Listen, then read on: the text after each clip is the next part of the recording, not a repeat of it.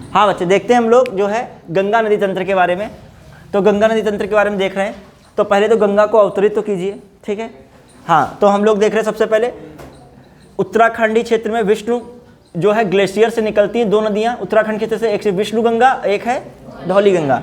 दोनों मिलती है आके बच्चों कहाँ पर मिल रही हैं? विष्णु प्रयाग में मिल रही हैं। जब दोनों मिल जाती हैं तो यहीं से एक नदी का निर्माण होता है। वो कौन सी नदी बनती हैं? अलकनंदा। कौन बच्चे? अलकनंदा नदी बन रही है। अब अलकनंदा का पानी आगे बह रहा है। इसी में उत्तराखंड क्षेत्र से एक नदी आती है पिंडार नदी, और पिंडार नदी किस में मिल जाती है आके? जहाँ पर मिलती हैं अलकनंदा में, उसे कौन सा प्रयाग कहते हैं? कर्णप्रयाग। इसी आगे उत्तराखंड क्षेत्र के ग्लेशियर से आती है एक नंदाकिनी नदी, वो मिल जाती है आके अलकनंदा में, तो कौन सा प्रयाग?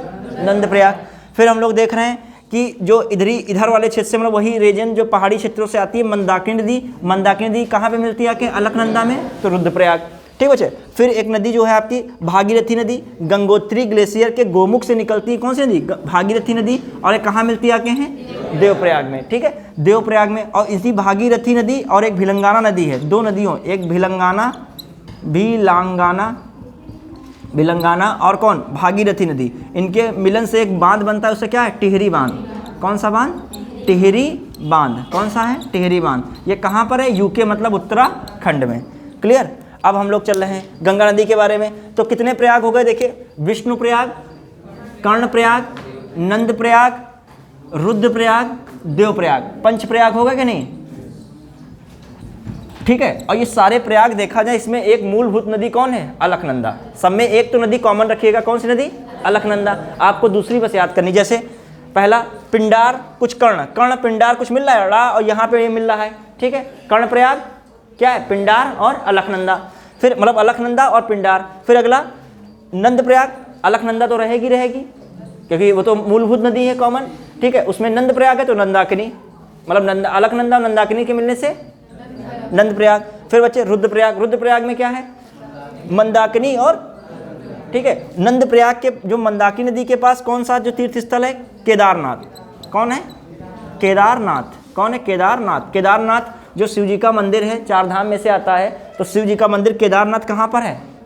नंदाकिनी में है, नंदाकिनी नदी के पास है। ठीक है, केदारनाथ। और जो है अलकनंदा के पास कौन सा रखेंगे? जो अलकनंदा नदी है इनके पास कौन सा है? इनके जो है इन अलकनंदा नदी के पास बद्रीनाथ मंदिर। कौन है? बद्रीनाथ। ठीक है, बद्रीनाथ मंदिर, ये विष्णु भगवान संबंधित मंदिर है। ठीक है, विष्णु भगवान का मंदिर बद्रीनाथ, अलकनंदा नदी किनारे, और कृष्ण जो है शिव जी का मंदिर केदारनाथ, मंदाकिनी नदी किनारे। अब हम लोग चल रहे हैं आपके, पहला प्रयाग कौन था? विष्णु प्रयाग, विष्णु गंगा धौली गंगा मिलने से। फिर अगला प्रयाग कर्ण प्रयाग, किसके मिलने से? पिंडार और अलकनंदा मिलने से। फिर नंद प्रयाग, नंदाकिनी और अलकनंदा मिलने से। फिर रुद्र प्रयाग, मंदाकिनी और अलकनंदा से मिलने से। फिर देव प्रयाग, भागीरथी और अलकनंदा के मिलने से। वहीं देव प्रयाग से ही किसका उद्गम होता है? गंगा नदी का। गंगा नदी का उद्गम हो रहा है, मैदानी भाग में हरिद्वार में पहुंच रही है। फिर जो बच्चे बिजनौर में, यूपी में एंट्री कहाँ से हो रही है? बिजनौर जिले से हो रही है। फिर यूपी में लगभग 28 जिलों को पार करती हैं। ठीक है, गुजरती हैं। और यूपी में इनकी लंबाई कितनी है? 1450। और गंगा की टोटल लंबाई कितनी है? 2525 किलोमीटर। क्लियर। अब हम लोग देख रहे थे, फिर से जो है देखा जाए गंगा नदी आगे बढ़ रही है, यूपी हो रहा है। फिर यूपी में कहाँ से गुजरती हैं बच्चे? बलिया से। कहाँ से गुजर रही है? बलिया से गुजर रही है। बलिया से गुजरने के बाद कौन सा स्टेट पड़ेगा? बिहार। फिर इसके बाद झारखंड। बताते हैं गंगा नदी की सर्वाधिक लंबाई यूपी में। सर्वाधिक लंबाई कहाँ पे है?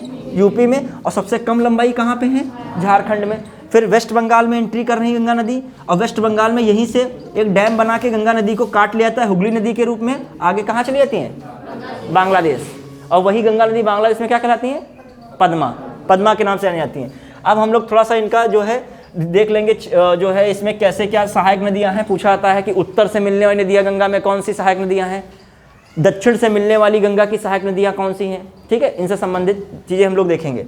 तो बच्चे देखते हैं, पहला यूके मतलब उत्तराखंड के पौड़ी गढ़वाल क्षेत्र से एक नदी आती है रामगंगा। कौन सी नदी? रामगंगा। और रामगंगा नदी के पास कौन सा फेमस शहर है? बरेली। और ये कन्नौज और कभी कहीं क्षेत्र में हरदोई भी मिल जाता है। तो कन्नौज यहाँ पे कन्नौज में किस नदी का मिलन होता है? रामगंगा और गंगा का। क्लियर। फिर हम लोग आगे बढ़ रहे हैं। फूलर झील है, फूलर झील पीलीभीत में पड़ती है। फूलर झील से कौन सी नदी निकल रही है? गोमती नदी। और गोमती की एक सहायक नदी कौन है? सई नदी। ठीक है। अब जो है गोमती नदी कहाँ पे मिलती है? आके गाजीपुर में मिल जाती है। कहाँ मिल रही? गाजीपुर। तो 2 नदियाँ हो गई, उत्तर से कहो चाहे बाएं, बायां है कि नहीं? ऊपर इधर को खड़े हो, ये नीचे से मिलने वाला दाया, ऊपर से मिलने वाली नदियाँ क्या है? गंगा की बाएं तरफ से मिलने वाली सहायक नदियाँ हैं, या बाएं तट पे मिलने वाली सहायक नदियाँ।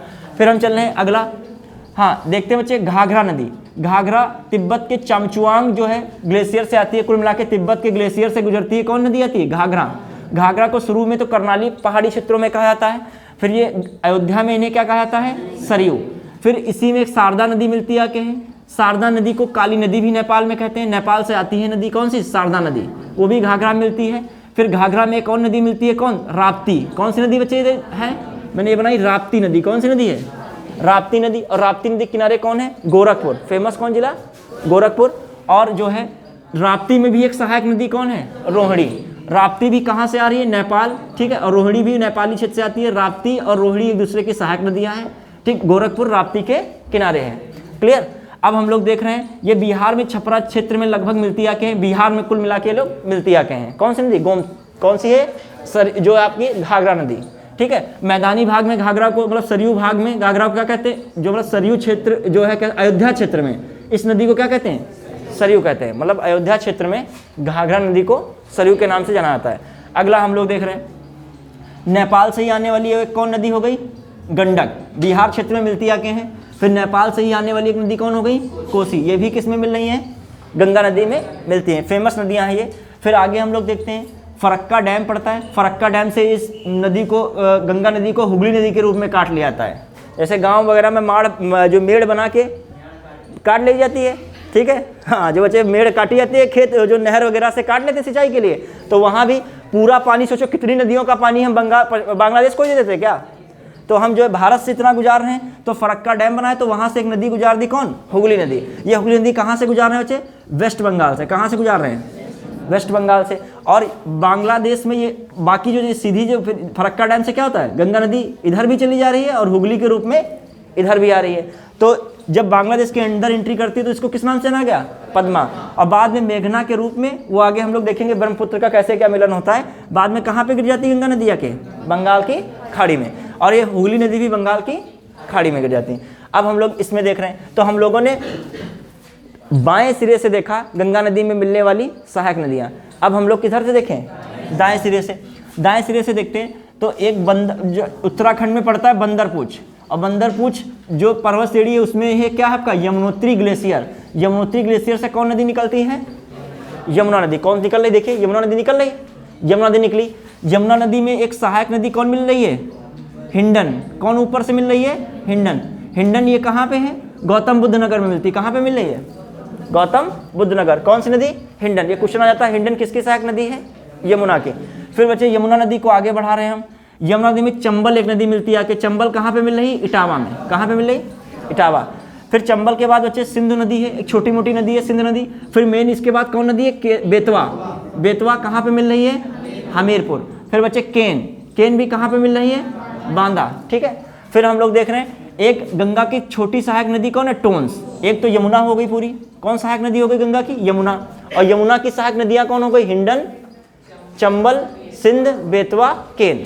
तो यमुना की भी 4 सहायक नदियाँ हमने देख ली। फिर बच्चे देखिए टोन्स, यमुना एक सहायक नदी हो गई। फिर एक नदी कौन सी है गंगा की? टोन्स। टोन्स प्रयागराज में मिलती है। कहाँ पे मिल रही है? प्रयागराज। फिर हम लोग देखें कर्मनासा भी नदी एक है गंगा की सहायक नदी, कैमूर क्षेत्र से निकलती है, कैमूर श्रेणी से, कैमूर। और कहाँ पे मिलती है? ये पास में मिल रही है, बॉर्डर पे मिलती है, मतलब ये बॉर्डर निर्धारित करती है। उत्तर प्रदेश और बिहार का बॉर्डर कौन निर्धारित कर रही है? कर्मनासा। गंगा की सहायक नदी है, वो भी किधर से मिलने वाली? दक्षिण से या दाएं से। फिर इसके बाद बच्चे बढ़े हैं, कौन है? हम लोग देखते हैं सोन नदी, इंपॉर्टेंट नदी, अमरकंटक क्षेत्र से गुजर रही है। कहाँ पे मिलती है? पटना में मिलती है। कौन नदी? सोन नदी। क्लियर? तो अब इस तरीके से हम लोगों ने नदियों को देखा। अब देखिए जैसे चंबल नदी कहाँ से निकल रही थी? जानापा पहाड़ी से। बेतवा नदी रायसेन जिले क्षेत्र से निकल रही है, एमपी में। जानापा पहाड़ी ये भी एमपी में ही था, ठीक। और ये कैमूर ये भी एमपी में पड़ रहा है, केन नदी, ठीक है। तो ये भी हम लोगों ने नदियों को इस तरीके से यहाँ पे देखा। क्लियर? तो इस प्रकार हम लोग कह सकते हैं कि हम लोगों ने गंगा नदी की जितनी भी इंपॉर्टेंट नदियाँ थी, सहायक नदियाँ, चाहे बाएं सिरे से मिलने वाली हों, चाहे दाएं सिरे से मिलने वाली हों, चाहे उन नदियों की भी सहायक नदियाँ महत्वपूर्ण हों, उनको सब हमने देख लिया। ठीक बच्चे, धन्यवाद।